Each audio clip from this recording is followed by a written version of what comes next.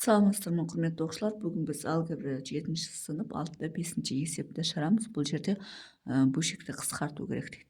Бірінші коэффициенттеріне қараймыз. Коэффициенттер екеуі де 5-ке қысқарады. Мына жерде 3 қалады, мына жерде 4 қалады. Сонда 3а бөлінген 4б болады. Екінші аб бөлінген ас. Енді бұл жерде а мен а қысқарады, б бөлінген с қалады. Үшінші 6х y бөлінген 8х. Енді бұл жерде 6 мен 8 коэффициенттері екеуі де 2-ге бөлінеді. Мынау 3 болады, мынау 4 болады. И х пен х қысқарады. Сонда 3y бөлінген 4 болады. Төртінші 10mn бөлінген 15m.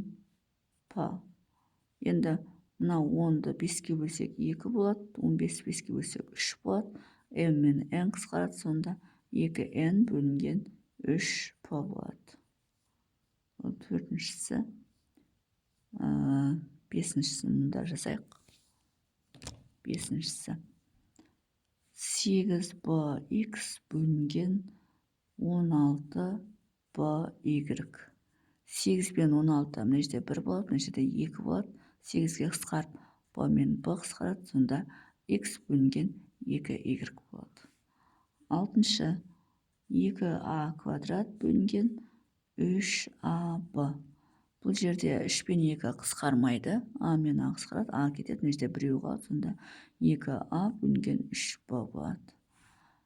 Жетінші 24m куб ба?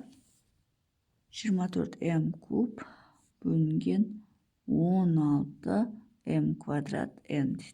Енді бұл жерде 16 мен 24 екеуі де 8-ге бөлінеді. Мынаған бөлсек 3 болады, мынаған бөлсек 2 болады.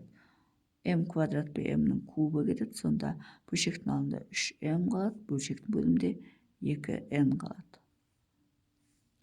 Сегізіншісі минус 2xy бөлінген 5x квадрат y тең. Енді бұл жерде 5-тен 2-нің өзі қалады. Мына x пен мына x-ің квадрат кетеді. Y бөлінген xy. Y пен y де бар екен ғой, бізде қысқарады. Мына мен де мынау қысқарады, сонда минус 2 бөлінген 5x болады. Мына y-ге қарамаппын ғой. Y пен y қысқарып, міне жауап осылай болады.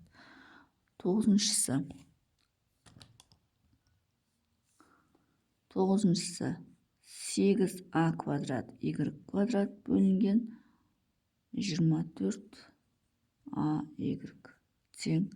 24 пен 8 мына жерде 1 қалады, мына жерде 3 қалады, мына жерде а қалады, мына жерде 1 қалады, мына жерде а қалады, мына жерде 1 қалады, мына жерде y қалады. Сонда бөлшектің алдында ay болады, бөлімінде 3 болады.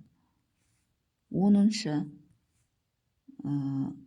63a квадрат b квадрат бөлінген 42 a-ның 6 дәрежесі, b-ның 4 дәрежесі.